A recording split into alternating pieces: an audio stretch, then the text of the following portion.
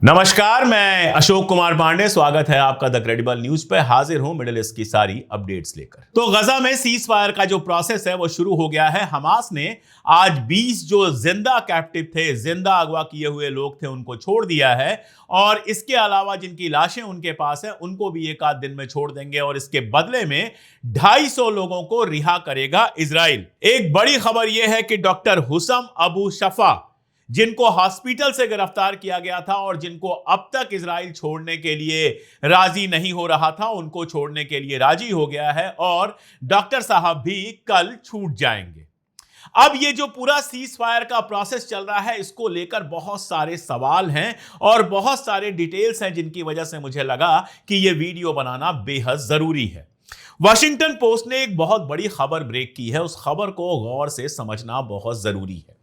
वो खबर यह बताती है कि जिस समय गजा के अंदर जेनोसाइड चल रहा था, जिस समय गजा के अंदर लोगों को मारा जा रहा था, घरों को तबाह किया जा रहा था और अरब मुल्क दुनिया भर की बातें कर रहे थे गजा को आजाद करने की, वगैरह वगैरह, इजराइल के खिलाफ भी बहुत सारी बातें कर रहे थे। ये जो वाकया है, ये जो घटना है, ये कतर पर हमले के पहले की है। जी, ये वाकया ये बताता है, ये रिपोर्ट ये बताती है कि कई सारे अरब मुल्क उसी दौर में इजराइल के साथ मिलिट्री प्रैक्टिस कर रहे थे। इन मुल्कों के नाम आप सुनिए। यूएई इसमें शामिल है, सऊदी अरबिया इसमें शामिल है, बहरीन तो शामिल है ही, जॉर्डन इसमें शामिल है और कतर भी इसमें शामिल है। ये सारे मुल्क जिस दौर में गजा के अंदर जेनोसाइड चल रहा था, इजराइल के साथ प्रैक्टिस कर रहे थे। ज्यादातर जो ये प्रैक्टिस हुई है, ये कतर का जो अमेरिकन बेस है, जिसके ऊपर ईरान ने बाद में हमला किया था, उस बेस पे चल रही थी। चोरी छुपे से इजराइल के आर्मी के ऑफिसर्स वहां पहुंच रहे थे और बाकी अरब मुल्कों के आर्मी ऑफिसर्स वहां पहले से होते थे और इजराइल के आर्मी ऑफिसर उनको ट्रेन कर रहे थे ईरान के खिलाफ।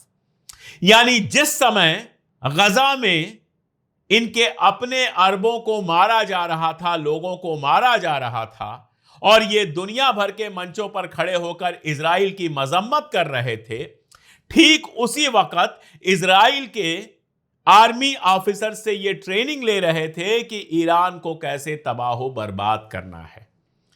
अब अगर मैं कह दूंगा कि अरब मुल्कों का ये जो दोहरा चेहरा है, डबल फेस है, यह शायद दुनिया के सबसे शर्मनाक कारनामों में से एक होगा कि जिस समय आपके भाई बंधुओं को, आपके उम्मा के सदस्यों को मारा जा रहा था, उस समय आप इजराइल के साथ हाबनाबिंग कर रहे थे कतर में बैठ के ईरान के खिलाफ। आपको इजराइल खतरा नहीं लगता है, आपको ईरान खतरा लगता है। और जब ईरान के साथ 12 रोजा जंग हुई है इजराइल की, तो हमने देखा है कि इन अरब मुल्कों ने कैसे डायरेक्टली या इनडायरेक्टली इजराइल को सपोर्ट किया है। तो यह खुलासा वाशिंगटन पोस्ट में हुआ है, अमेरिका के एक अखबार में हुआ है और अमेरिका के ही एक दूसरे अखबार में एक बड़ा खुलासा हुआ है, जिस पर बात करना भी मुझे बहुत जरूरी लगता है। वो बात कर ले, फिर गजा में क्या चल रहा है उस पर बात करेंगे। स्काई न्यूज ने यह स्टोरी ब्रेक की है, जिसके बारे में अंदाजा हमें पहले से था। पहले भी इस बारे में मैं अपने वीडियोस में बात करता रहा हूं। स्टोरी यह है कि जो जीएचएफ बनाया गया था, गजा हेल्प फाउंडेशन, यानी गजा में मदद पहुंचाने के लिए इजराइल और अमेरिका ने जो फाउंडेशन बनाया था, जिसका काम था कि दुनिया भर से जो इमदाद आ रही है वो गजा के लोगों तक पहुंचाई जाए। वो गजा के लोगों को इमदाद पहुंचाते समय तो इमदाद से ज्यादा गोलियां बरसा रहा था, लेकिन ठीक उसी वक्त आईएसआईएस से जो जुड़ा हुआ है यासर अबू शहाब, जो हमास के खिलाफ है लेकिन इजराइल के खिलाफ नहीं है, इजराइल का तो पाला हुआ है। यासर अबू शहाब, उसकी जो मिलिशिया है, उसके जो लोग थे, उनको सीधे मदद पहुंचाई जा रही थी। यानी दुनिया इमदाद भेज रही थी गजा के परेशान हाल लोगों तक पहुंचाने के लिए, और वो इमदाद पहुंचाई जा रही थी यासर अबू शहाब के लोगों को। गजा के लोग जब आ रहे थे वो इमदाद लेने के लिए, तो उन्हें गोलियां मारी जा रही थी। इजराइल का यह खेल पहले भी थोड़ा बहुत तो बेपर्द हो चुका था। स्काई न्यूज की इस खबर के बाद बुरी तरह से बेपर्द हो गया है। यह साफ हो गया है कि इजराइल को ना तो टेररिज्म से कोई दिक्कत है, ना इस्लामी कट्टरपंथ से दिक्कत है।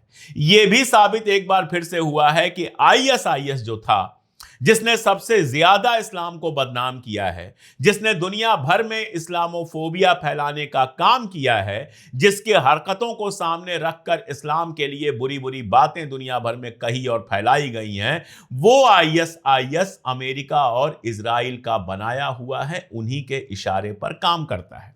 आप बताइए, जो आईएसआईएस ये बात करता है कि हम तो मुसलमानों के हित के लिए हैं, उसने कभी फलस्तीन के लोगों के लिए गोली चलाई? उसने कभी इजराइल के किसी बंदे पर कोई गोली चलाई? उसने कभी इजराइल की जो आर्मी है आईडीएफ, उसके खिलाफ कोई जंग लड़ी? नहीं, बिल्कुल नहीं लड़ी। वो तो मुसलमानों को ही मारने में लगा रहा। और एक तरफ सीरिया में आप देखते हैं कि असद को हटाया गया, हटने पर मजबूर किया गया, और गद्दी पर किसे बिठाया गया? जोलानी को बिठाया गया, जो आईएसआईएस में था। अब वो कहता है वो पुरानी बात। पुरानी बात क्या थी? जिस दिन वो गद्दी पर बैठा है, उस दिन भी अमेरिका में वो पोस्टर था जिसमें उसके सर पर मिलियंस का इनाम रखा गया था। लेकिन उसको गद्दी पर बिठाया जाता है, ट्रंप उससे हाथ मिलाते हैं, पूरा यूरोप उससे हाथ मिलाता है। अब वो आतंकवादी नहीं रह गया, क्योंकि वो उस असद को हटाकर गद्दी पर बैठा था, जो ईरान को सपोर्ट करता था, जो रेजिस्टेंस को सपोर्ट करता था, जो मिडिल ईस्ट में अमेरिका और इजराइल के दबदबे की मुखालिफत करता था। जोलानी गद्दी पर बैठते ही क्या कहता है? कहता है कि इजराइल से हमारी कोई लड़ाई नहीं है। गोलानी हाइट्स को इजराइल कब्जा कर लेता है, लेकिन जोलानी के जो लड़ाके हैं वो एक कदम आगे नहीं बढ़ाते इजराइल से लड़ने के लिए।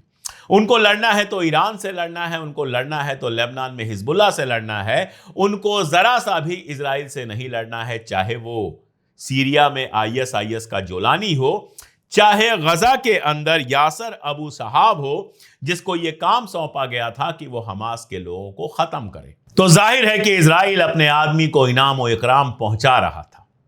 लेकिन इसका नतीजा क्या हुआ है? इसका नतीजा यह हुआ है कि सीज फायर के बाद यासर अबू शहाब के लोगों के लिए गजा के अंदर मुश्किलात बढ़ गई हैं। यहां पर एक बात समझ लेना बहुत जरूरी होगा। जो यह खबर मैं आपको दिखा रहा हूं, यह इजरायली अखबार की खबर है, और यह खबर कहती है कि नेतन्याहू ने हमास के सामने सरेंडर कर दिया। क्यों कह रही है? आपको याद होगा कि जिस समय यह बात चल रही थी सीज फायर की, जो सबसे बड़ी शर्त नेतन्याहू रखना चाहता था वो ये कि हमास अपने हथियार पूरी तरह से रख दे और गजा को डीमिलिटराइज जोन बना दिया जाए। लेकिन जो ही सीज फायर लागू होता है, हम क्या देखते हैं? गजा की सिक्योरिटी एक बार फिर से हमास की जो पुलिस है वो संभाल लेती है। गजा की सड़कों पर हमास के लोग नजर आते हैं जो सिक्योरिटी की सारी व्यवस्था संभाल रहे हैं। और यही नहीं, फिलहाल तो गजा में जो एडमिनिस्ट्रेशन है वो भी पहले की तरह हमास ही संभाल रहा है।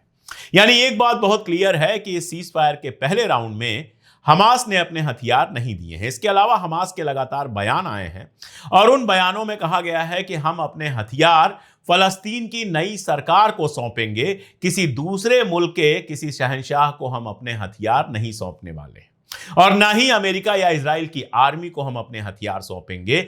अगर हम अपने हथियार सौंपेंगे तो हम फलस्तीन की जो नई सरकार बनेगी उसको सौंपेंगे। तो यह क्लियर है कि जब तक फलस्तीन में नई सरकार नहीं बनती है, जो कि सेकेंड राउंड में होना है, तब तक हमास अपने हथियार सौंपने को तैयार नहीं है, और कोई शर्त भी ऐसी नहीं रखी गई है, क्योंकि हमास के लोग खुलेआम दिख रहे हैं हथियार हाथ में लिए हुए। अब इसके आगे की खबर यह है कि ये जो यासर अबू शहाब है, इनकी मिलिशिया के कई लोगों को मारा गया है, कई लोगों को गिरफ्तार किया गया है, और ये अब भागे भागे फिर रहे हैं उस इलाके में हैं जहां पर अभी भी आईडीएफ है, येलो लाइन के इस तरफ जहां अभी भी आईडीएफ है, और आईडीएफ ने इनको सिक्योर करके रखा हुआ है, वरना अभी तक हमास इनको भी खत्म कर चुका होता। इसके अलावा भी गजा के अंदर कुछ क्लैन ऐसे हैं, कबीले ऐसे हैं, कुछ ऐसी फैमिलीज हैं जिन्होंने इजराइल के साथ हाबनॉबिंग की है, जिन्होंने इजराइल को इंफॉर्मेशन पहुंचाई है, जिन्होंने इजराइल का साथ दिया है इस पूरे जेनोसाइड में। उनके साथ भी बुरा व्यवहार हो रहा है, और वो भी काफी परेशान नजर आ रहे हैं। यानी इस पूरी जंग में जिन्होंने गद्दारी की है, उनको अब इजराइल नहीं बचा पा रहा है। इसका मतलब क्या है? इसका मतलब बहुत सीधा सा है कि हमास को खत्म करने के जो दावे किए गए थे, इजराइल उसमें बिल्कुल भी सक्सेसफुल नहीं हुआ है। जो ही जंग खत्म हुई है, और जंग क्या थी, ये जो आप सामने फिगर देख रहे हैं, आप देख के समझ सकते हैं कि जंग तो तब होती जब हमास के पास भी एयर डिफेंस सिस्टम होता, हवाई जहाज होता, टैंक होते, सब कुछ होता। ये तो पैदल सेना और एक बेहद तैयार सेना के बीच में लड़ाई थी और उसके बावजूद हमास को पूरी तरह से खत्म कर पाने में इजराइल कामयाब नहीं हुआ है। और जो ही आप देखते हैं कि सीज फायर होता है, हमास जो वहां की सरकार रही है फिर से सारा सिस्टम संभाल लेती है और फिलहाल कोई भी इस पर कोई ऑब्जेक्शन करता हुआ नजर नहीं आया है, यानी वो शर्त समझौते में शामिल की ही नहीं गई थी। अब इसका नुकसान तो गद्दारों को होना था, वो झेल रहे हैं। गद्दार इसलिए क्योंकि जिस समय जंग चल रही थी इन्होंने इजराइल के साथ रिश्ते बनाए रखे और इजराइल को सूचनाएं पहुंचाई। ये मोटा मोटा हाल जो है गजा का, ये दो जो मैंने आपको न्यूज रिपोर्ट्स बताई, दो जो बड़े खुलासे बताएं, उनसे निकल के आता है। अगर गजा के अभी के हालात की बात करें तो इतना जरूर हुआ है कि लगातार वहां इमदाद पहुंच रही है। डिमांड थी कि 600 ट्रक इमदाद रोज पहुंचनी चाहिए, तो 600 ट्रक के आसपास इमदाद पहुंचनी शुरू हो गई है और आराम से लोगों तक इमदाद पहुंच रही है। लोगों की तस्वीरें आ रही हैं, लोग भाग के अपने घरों की तरफ लौट रहे हैं। कुछ लोगों के घर नेस्तनाबूद कर दिए गए हैं, तो कुछ लोगों के घर अभी तक हैं।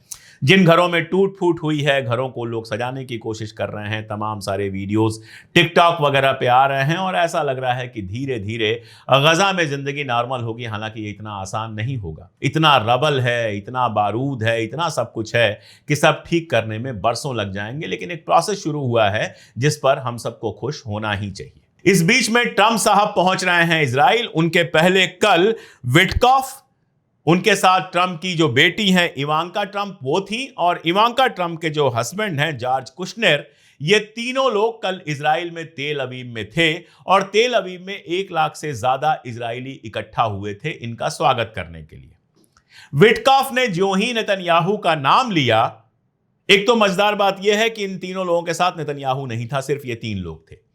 और विटकॉफ ने जो ही नेतन्याहू का नाम लिया, ये 1 लाख से ज्यादा लोग जो तेल अवीव की सड़कों पर थे, उन्होंने बू करना यानी कि मजाक उड़ाना शुरू किया।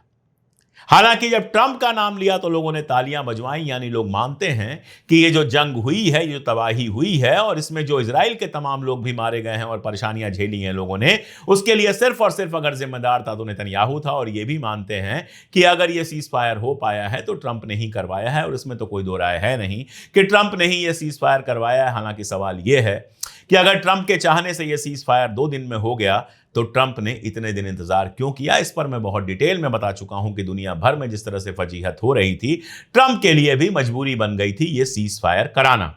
तो अब वो इजराइल पहुंच रहा है, सीज फायर आगे की तरफ बढ़े। बीच में उसने कई बार ये बात कही कि मैंने ये गारंटी दी है कि जंग दोबारा शुरू नहीं होगी और मैं इस जंग को दोबारा शुरू नहीं होने दूंगा। इसके अलावा इजिप्ट में एक फलस्तीन कॉन्फ्रेंस बुलाए जाने की बात है, जिसमें हिंदुस्तान से भी एक रिप्रेजेंटेटिव गए हैं। हमारे जो डिप्टी विदेश मंत्री हैं वो वहां पर गए हुए हैं। इसके अलावा दुनिया भर के इंपॉर्टेंट मुल्क से वहां पर लोग पहुंच रहे हैं और उस कॉन्फ्रेंस में फलस्तीन का फ्यूचर क्या होगा ये तय किया जाएगा। हालांकि कितनी भी आप कॉन्फ्रेंस कर लीजिए, जब तक फलस्तीन का फ्यूचर तय करने में फलस्तीनियों को शामिल नहीं करेंगे तब तक वो फ्यूचर जमीन पर दिखाई नहीं देगा। इकलौता फ्यूचर है फ्री पैलेस्टाइन, जिसके बाद दुनिया में और मिडिल ईस्ट में शांति हो सकती है। जब तक फलस्तीन को एक खुद मुख्तार मुल्क का दर्जा और साथ में एक खुद मुख्तार मुल्क की हैसियत नहीं दी जाएगी, जब तक फलस्तीनियों को अपना मुस्तकबिल खुद बनाने की आजादी नहीं दी जाएगी, जब तक अपार्थाइड नहीं खत्म किया जाएगा, तब तक कोई शांति नहीं होनी है। और इस बात पर मैं बार बार जोर क्यों दे रहा हूं, एक वीडियो आपको दिखाता हूं। और यह वीडियो में कोई पॉलिटिशियन नहीं है, एक उम्रसरा सहाफी है यहां पे, पत्रकार है यहां पर, जो टीवी पर बैठ के बात कर रहा है और वो कह रहा है मुझे तब तक नींद नहीं आती जब तक मैं गजा में और घरों को तबाह होते हुए नहीं देख लेता हूं। आमतौर पर सुना यही गया है कि जब आप कोई बहुत बुरा सीन देख लेते हैं तो आपको नींद नहीं आती। आप बच्चों को मरता हुआ देख लेंगे तो आपको नींद नहीं आएगी, आप तबाही देख लेंगे तो आपकी रातों की नींद हराम हो जाएगी। लेकिन सोचिए, इजराइल में ऐसी मेंटालिटी बनाई गई है कि ये उम्रसरा आदमी, एक मैच्योर आदमी कहता है कि जब तक गजा में तबाही ना देख ले इसको नींद नहीं आती है। सोचिए, इनको इंसान समझना भी इंसान का अपमान करना है। तो ऐसे लोगों के सामने, ऐसे लोगों के हवाले जब तक गजा और वेस्ट बैंक रहेंगे, उनके खिलाफ साजिशें चलती रहेंगी, उनको लगातार परेशान किया जाएगा और जिस दिन वो रिएक्ट करेंगे इस तरह की लड़ाई शुरू हो जाएगी। तो तरीका एक ही है कि तुम अपनी नफरतों के साथ अपने घर में रहो और फलस्तीनियों को उनका घर दो, उनका हक दो। जब फलस्तीनियों को उनका हक मिलेगा, वो आजाद मुल्क की तरह सांस ले पाएंगे, अपने डिसीजन खुद ले पाएंगे, अपने घरों पर अपना झंडा बिना किसी डर के फहरा पाएंगे, तभी फलस्तीन में शांति होगी और तभी मिडिल ईस्ट में शांति होगी। और बाकी तो आप जानते हैं कि जहां सारे अरब मुल्क इजराइल के साथ मिलकर ईरान के खिलाफ जंग की तैयारी करें, वहां उम्मत की बात करना या बाकी सब बात करना बेकार की बात है, उसका कोई खास मतलब नहीं है। वो सिर्फ लोगों को सुनाने और लोगों को भीड़ में तब्दील करने के लिए है। तो इधर रेगुलर अपडेट नहीं कर रहा हूं, लेकिन जैसे बड़ी खबर, जैसे जैसे कोई बड़ी खबर आएगी फलस्तीन के मुताल्लिक, इजराइल के मुताल्लिक, बीच बीच में मैं अपडेट करता रहूंगा। जुड़े रहिए हमारे साथ। इसके अलावा भी हम लगातार वीडियोस करते रहते हैं। 2 बजे दोपहर में और शाम को 5 बजे अक्सर हमारे वीडियो शाया होते हैं। जुड़े रहिए हमारे साथ, देखते रहिए। अगर आपको लगता है ये वीडियो जरूरी है तो इनको दूर तक पहुंचाइए। और अगर हमारी ताकत बनना चाहते हैं तो आप 3 रुपए रोज से कम की हमारी मेंबरशिप ले सकते हैं, जिसके लिंक डिस्क्रिप्शन में भी है, पिन कमेंट में भी हैं, और ज्वाइन बटन दबाकर भी ये मेंबरशिप ली जा सकती है। जुड़े रहिए हमारे साथ, बनिए हमारी ताकत, ताकि हम कर सकें लगातार हक की बात। आज के लिए इतना ही, बहुत शुक्रिया।